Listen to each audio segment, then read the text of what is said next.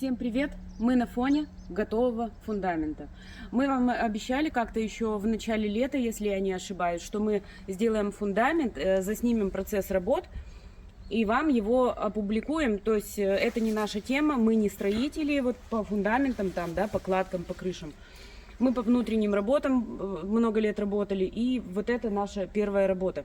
Вообще очень образно, вот давайте предысторию, прежде чем показать вам процесс какой-то короткий, максимально коротко мы постарались сделать, прежде чем показать этот процесс, расскажу, в общем-то, сделали мы его, по сути, своими руками. Ну, как своими руками? Руками своими и с помощью разнорабочих с почасовой оплатой. Но у нас не было такой цели. Изначально мы хотели нанять строителей. Мы готовы были оплачивать работу строителей. Мы хотели показать, какие у нас не только молодцы, декоративку делают девчонки, но у нас еще и пацаны есть, мальчишки, которые делают фундамент, стройку, прям город Ижевск, ура! Там, хотелось кого-то похвалить и профессионализмом поделиться, то есть чтобы люди, вот, допустим, он показывает, и чтобы он комментировал что-то там в процессе, рассказывал, какие бывают тонкости. Вот такая была цель. Но не получилось. Прямо на самом начальном этапе не получилось. Мы искали строителей. Значит, предложений-то много, рекламы очень много. Одному звонишь, он да, я вам перезвоню, не перезванивает. Другой да, отправьте на почту размера, я вам скину смету не скидывает. И вот так вот один за другим. Потом нашли все-таки кого-то, кто уже приступил даже, но за 2 недели они сделали ничего, и мы так и попрощались, слава богу. Плохого ничего сказать не могу, кроме того, что они ничего не сделали. Аванса не брали, аванс вернули, то есть ничего такого. А вот про архитектора особый разговор. Мы же еще план заказывали, да, вот этот архитектор у нас. Я вот прям без зазрения совести говорю, это Тимофей Важенин, он в Ижевске жил, переехал, где-то он то ли в Крыму, то ли где живет. Тимофей Важенин, не рекомендую. Сделал проект, вроде, знаете, вот как получается, начали за здравие, закончили за упокой. Значит, такая активность, потом аванс внесли, и вроде как работа-то идет, не так уже как бы активно, как бы хотелось, но идет, ладно, мы его не дергаем, мы ни разу его не торопили. Проект закончился. Как вот мы можем проверить, когда мы вот не соображаем в проекте? Сколько надо метров труб? Понятно, что это надо сесть и пересчитать. Да, мы можем это сделать, пересчитать. Хочется верить людям-то, тем более земляк, да. Тем более мы сами стараемся, даже если у нас ведро битое штукатурки пришло, мы его отсылаем за свой счет, и мы думаем, что люди другие также поступают. В общем, мы ему оплатили проект, и мы его не проверяли. Это наша ошибка. Надо было потратить время и проверить этот проект, ему не платить. После того, как мы заплатили, у нас полезли ошибки. Там арматура не та, количество не то, пеноплекс не то, бетон не то. В общем, все не то. Попросили перепроверить, Мифей, пожалуйста. Мы даже не ругались. Он сказал, да, конечно, и пропал на 2 недели. Потом, значит, я ему в группе написала, у него же там, я же вижу, что он в группе в своей публикует, он не просто пропал, он в это время другим людям делает работу. И он там активно, в общем, я написала там в комментарии, что нахрен не обращайтесь к нему и так далее. И сразу же мне в личку начали люди писать, что именно сейчас он им делает проект, и в проекте уже ошибки. То есть вот как бы не рекомендую, и ссылку я, наверное, на него поставлю, куда не надо обращаться за проектом. Начинается все очень хорошо, а заканчиваться где-то только ошибка, только оплата поступила, сразу человек пропал. То есть мы, грубо говоря, потеряли на этом. На самом деле мы потеряли на этом. То есть арматура у нас осталась, где она? Вон там. Давай покажем сколько, где она? Тонна-то. Тонна? Тонна арматуры лишней. А некоторые моменты докупали. То есть вот. Сейчас на данный момент 76 тысяч тонн. Вот, то есть тонна арматуры лишняя, просчет везде, во всех сферах просчет, где-то больше, где-то меньше. Притом... Пеноплекса не хватило, 8 пачек. Да, то есть вот получается как, мы же деньги-то не снимаем с неба, мы не просим своих подписчиков, скиньте нам по рублю, да, там вас сколько человек, скиньтесь нам, или там мы где-то не ходим, не просим, мы их зарабатываем, мы их копим тяжелым трудом, и когда нам считают предварительно смету с учетом рыночной цены, у нас выходит, например, 800 тысяч, а по факту 1,5 миллиона, это Это в 2 раза, это очень много. Мы стены возводить не успеваем. Мы просто сделали фундамент и вам его покажем. Это фундамент называется перевернутая чаша. Другой мы рассматривать не могли, никакой ни ленточный, ничего. Почему? Тоже перед постройкой делали геологию земли, и у нас здесь вот земля такая, как пучинистая, что ли, я не знаю, высоко вода. То есть там идут слои грунта простым языком русским. Кому мой русский не нравится, выход знаете где. То есть слои, там, допустим, песок, глина. И вот, допустим, толстый слой глины, а тут вода. И вот эта вода, она сквозь глину не уходит. Даже когда уже здесь поверхность вся сухая, начали вот эту чашу копать, и там стоит вода. Пришлось ждать ее высыхания, образно. Ну так правильно я говорю? Там вода стояла? Ну, пришлось сделать дренаж. Ну да, пришлось сделать дренаж. Это еще дополнительно, да. Хотя геология была сделана, тоже архитектор, это же, ну как, это же не просто дизайнер интерьера. Он сопоставляет, мы ему дали документы, он должен сопоставить все плюсы и минусы, посмотреть и что-то посоветует. Дренаж тоже не был, хотя вот эта вот вся была геология ему выдана. Кстати, геология делала... кто делал геологию, он же и дал дизайнера, да? Вот этого архитектора, да. В общем, они даже знакомы между собой, поэтому могли как-то связаться. Тут же все-таки бурили, копали, смотрели. В общем, дренаж тоже не был предусмотрен, пришлось его. Ну и давайте смотреть в процессе, комментировать будем. Так, первый день. Первый трактор, экскаватор-погрузчик. Здесь еще присутствуют горе-строители. 2 недели они поработали, потом мы с ними расстались. То есть подготовка котлована, он уже, как видите, существующий был, вырытый несколько лет назад. Трактор, как видно, вязнет, земля учинистая. В принципе, тракторист даже не ожидал, что такой грунт попадется. Это уже второй тракторист, более опытный. Поменьше у него аппарат, и он более юркий. Делает планировку котлована. Здесь же мы обнаружили, что у нас грунтовые воды высокие. И принято решение делать дренаж по периметру фундамента. Ну, стандартное решение: геотекстиль, щебень, труба перфорированная и вывод за участок шахтующие каналы. Трактором и вручную делали канавы для дренажа на 30 сантиметров ниже, чем поле фундамента, тем самым отводя грунты. Постелили геотекстиль, трубу кинули. В принципе, 2 человека справляются с этой работой без проблем, под чутким надзором. Ну и, конечно, тракторист должен быть тракторист от Бога, или ничего это у вас не видит. Придется все вручную. То есть вот тем самым тракторист нам помогает, даже щебенку закидывает. Щебень закинули, завернули геотекстиль, чтобы не заявилась труба. Ну и сейчас закопаем это все. И приступим дальше к формированию самого интересного. Вот трактор засыпал все траншеи песком. Ну, кроме одной, мы оставили в дальнем углу открытую траншею. Подстраховать себя на непредвиденные осадки, то есть дожди, чтобы вода максимально нам не мешала работать. Ну вот она, видно, открытая канава.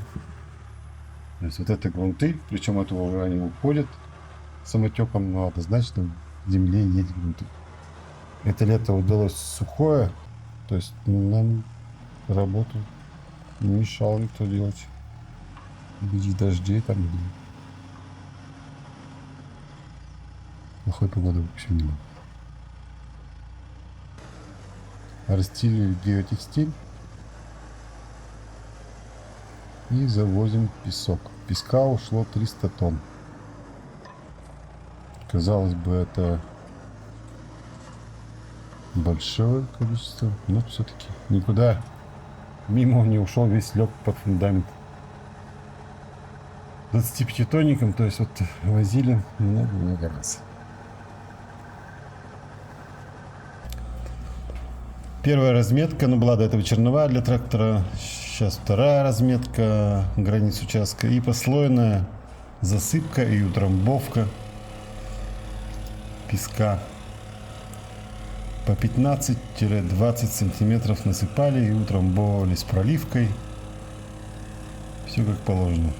Песок взяли строительный карьерный в целях экономии, так как речной оказался в 2 раза дороже, чем этот. У нас регион странный, цены несравнимы, чем с другими регионами. Что бетон, что сыпучий. То есть бетон у нас перед заливкой доходил за куб до 10 тысяч 300 марки. Мы чуть-чуть подождали и взяли подешевле. Послойная утрамбовка 2-3 человека. Вязка началась несущих конструкций перевернутой чаши. Так, если я не ошибаюсь, 38 на 58, по-моему.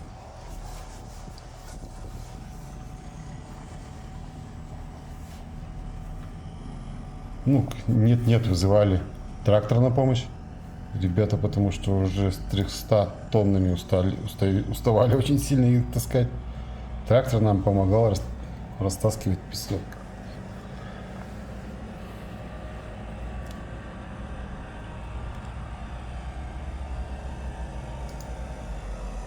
Ну, помогали все работы делать, разнорабочие. Ссылка будет в описании. Обращайтесь. То есть вот такие, в принципе, кому сложные, кому не сложные работы можно сделать с помощью разнорабочих. Ну, трамбовка, как видите, я сам управлял. Зато не надо было ездить загорать. Да?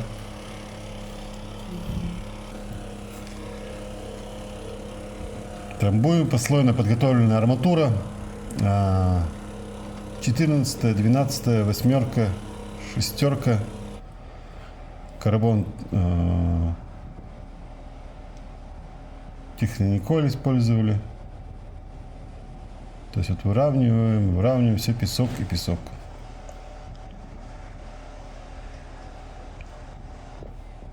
Грунты, которые сейчас за фундаментом, в дальнейшем все будет вывозиться.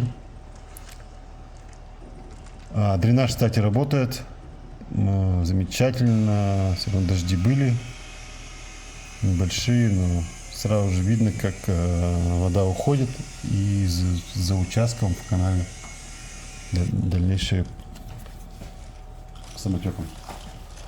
Так, вот арматуру гнем. Подготовили щиты, так называемая опалубка съемная из доски 50 на 150. Зазорами. Для нас это не страшно, там плотность не нужна. У нас будет со всех сторон карбон. То есть это и внутренняя стенка, и наружная стенка. Вот начали копать траншеи в песке. Глубина траншеи 70 сантиметров на 55, если не ошибаюсь. С учетом карбона, Технониколь, она, соответственно, уменьшится. Ну, еще вот одна разметка, видите, уже более точная, с нивелиром выставлялась. Все оси. Ну и вот процесс самый интересный и самый неприятный, на самом деле. Надо было послушать себя и сделать не внутренний карбон, а сделать доску или шифер плоский и похоронить его там. Так как пенопласт все-таки нестабилен, когда на него давление идет. Но мы справились. Помучились, но справились.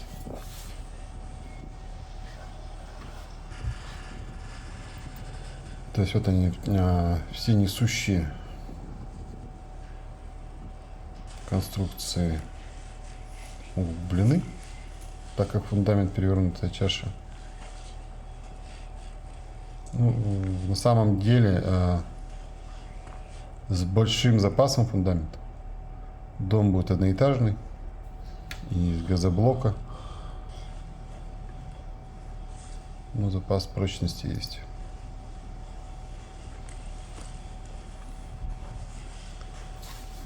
Распорки поставили, звездочки на арматуру, стульчики, чтобы соблюсти все зазоры защитные бетона для арматуры. Выравниваем пески. В принципе, практически весь периметр уже готов. Чуть-чуть осталось. Расстилаем плантер. До плантера закинули всю канализацию, все гильзы электрические и тому подобное. Расстилаем плантер, клеим его стыки. И будем приступать к армировке общего полотна. На полотно у нас идет 12 арматура и 8 вторым рядом. Между рядами будут лягушки, так называемые, гнутые из 8, чтобы соблюсти технические зазоры между слоями арматуры. Ну, как видите, есть выходы гильзы все, электрика, ну, чего только нет. В общем, все продумали. И выход в зону отдыха тоже воды. Да, может быть и решетка верхняя не по фэншую чуть-чуть, ну ничего страшного. То есть технические зазоры все соблюдены, то что она чуть кривовато, ничего страшного тут нет. Ну что, у нас вот день X, ждем бетон-насос. Сделали запас бетона, куда можно было слить, это противовес на откатные ворота. Как видите, сделали упоры, брусок 50 на 50, расклинили всю опалубку, засыпали также песком обратно, так как общий вес больше, если я не ошибаюсь, 120 или 160 тонн будет. Мы не взвешивали. Ну, не взвешивали, да. Кубов мы заказали 60. Ошибка в том, в 60 надо было на 1,5 куба меньше заказать. Я не вычел, так как я уже не доверял проекту, не вычел арматуру. Ну, никогда не лил такие фундаменты. Первый опыт. Маленькие, да, заборы делали какие-то там, еще что-то. Такие фундаменты нет. Так, стрела 36 метров, если не ошибаюсь. Бетон заказали у проверенного поставщика Быжевский. Ангарстрой. Марка 300. Как видите, приехал бетон-насос и буквально минут 30 и поехали миксер за миксером. Практически не стояли. Ну, может, там минут 15-20 отдыха. И все машины приняли одну за другой. То есть и трехосники, и четырехосники приезжали. Слева видно продувку сделали насос и начали заливку. Бетон 300, марка хорошая, разливается прекрасно. Без гасителя, к сожалению, приехал насос. Приходится шланги держать вдвоем. Тут же двое заливают, управляют заливкой. И сразу же тут же вибратором проходит. Объем большой, сразу здесь как бы медлить нельзя. Ну, температура у нас стоит 24 градуса в тот день. Или 26, что-то такое. В общем, жара. Но. Сразу же вибрируем. Без фанатизма, чтобы щебень не осел. Ну и заливаем. Здесь уже 4 человека управляются с этой работой. Ну, в принципе, 4-й так, на подсобник. Подсобник на подсобнике.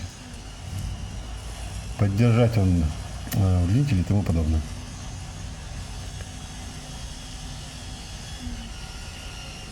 Ну, как мы и ожидали, у нас ни одна опалубка не сдвинулась. То есть ничего мимо не пролили. Все укреплено четко, с запасом прочности.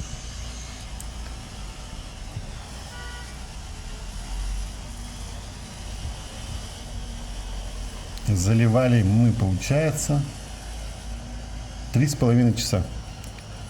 То есть бетононасос у нас был на участке ровно 3,5 часа.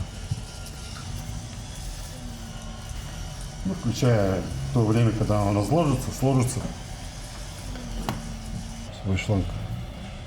Ну, то есть вот одна за одной машинка. Ангарстрой сработали качественно. Без заминки. Приятно работать с теми, кто держит свои обещания. Сказали, сделали.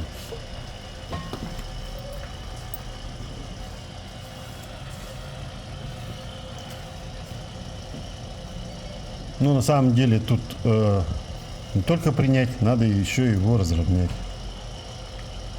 Была у нас, конечно, ситуация небольшая, неприятная. Взяли в аренду виброрейку, но она не работала. Проверить не успели. Прямо во время процесса привезли нам ее. В итоге выравнивали самодельными правилами, которыми песок выравнивали, ими же и раствор. То есть в первых же этапах заливаются все несущие ребра, бетон растекается по ним, и потом уже заполняем общую площадку. Как видите, все вибрируется, нигде ничего не пропускается.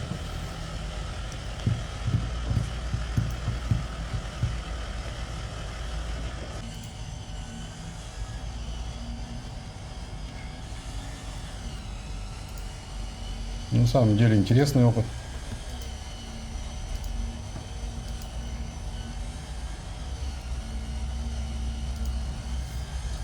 Думал, что он будет тяжелее, на самом деле. Ну, прошел как бы на 4, я бы сказал, прошел без каких-то запинок. Самое главное запинки, ну тут видите, уже машина одна только отъехала, уже вторая ожидает. То есть все качественно, все по сроке. А бывает и такое, что ждем машину где-то, но не в нашем случае. То есть никакого замораживания бетона, подсыхания, никаких краев, ничего у нас нету. Все свежаком, одной заливкой, грубо говоря. Вот они, эти правила самодельные. Хотел я их приобрести. Увидел ценник по 20-ке. Взяли правила, трубы, алюминьки и шуруповерты сделали вот такие правила. Ими же песок разравнивали, ими же бетон. В принципе, ничего тут сложного нет. Главное не останавливаться, потому что бетон 300, особенно марки и выше, имеет такую способность вставать. То есть отворачиваться от него, не ходить чай попить или тому подобное нельзя.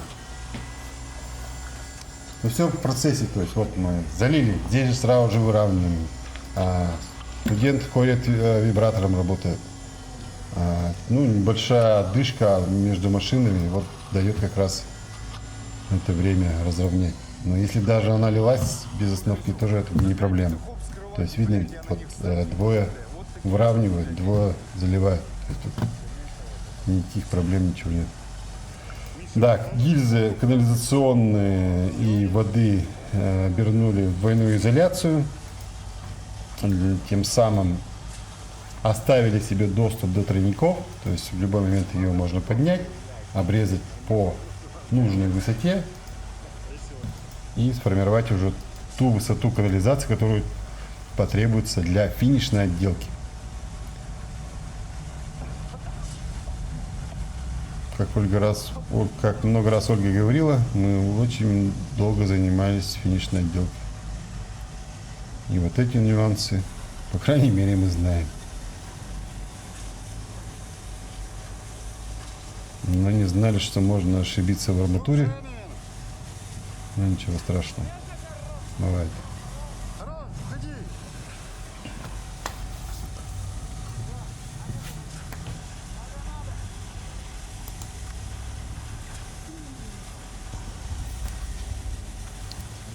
Как видите, ничего сложного.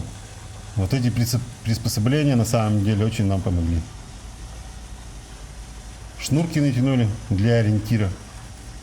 Кто-то делает профильную трубу там и тому подобное. Ну, я решил так. Этого достаточно. У нас получается в 8 плоскостях натянута шнурка. Понятно, она рвется там и тому подобное, но она сейчас до сих пор. То есть фундамент готов и до сих пор шнурка на нем. Достаточно ориентиры. То есть у нас это не чистовой пол. У нас будет также ложиться карбон, теплые полы и полусухая стяжка. То есть вертолетить и тому подобное нам тут ничего. Главное, чтобы у нас были равны плоскости для укладки. И ребята, то есть видят сразу же по шнуркам, где ямка, где бугорок, тут же выравнивают. Тут, в принципе, даже им подсказывать не надо, тут они видят. Ничего у нас тут не всплыло, кстати. Много я видел в интернете, на ютубе, на этом же. То, что всплывают, каркасы и тому подобное. Но у нас все ровно. То есть около 5, что ли, 4,5 тонн арматуры в этом фундаменте. Да, вот как раз видно шнурки, как они поправляют, смотрят высоту. Много труб, ну, кому много, кому мало. Выводы все сделали сразу же в точке, чтобы не тянуть ни по стенам, ни по полам там, и тому подобное. Каждый водоупор, то есть вода и канализация состоит отдельно. Как видите, раствор текучий. Зелена он даже чуть, я бы сказал. Марка дает о себе знать. Ну вот его плоскость. Если бы было желание, то можно было его завертолетить и было бы зеркало. Но нам это ни к чему. Лишние трудозатраты. То есть у нас есть плоскость, все, ее достаточно. Вертолет, кстати, недорогой там валил. То есть вот все залили, укрыли обязательно пленкой. Для чего пленкой? Чтобы он не обезвожился. Бетон. Ему нельзя обезвоживаться. Он должен набирать прочность свою, марку. И в течение нескольких дней мы ездили, поливали. То есть под пленку полив был и обратно закрывали. Полив и обратно. Тем самым он набрал полную прочность. Сделали еще подготовку под мягкую отмостку. Вот ее тут видно. По периметру на ширину 1,20 м этим же карбоном. В дальнейшем будет засыпаться, ложиться мембрана, плантер и щебень. Никакого бетона там не будет. Ну, то есть всю землю убрали лишнюю. И, в принципе, все.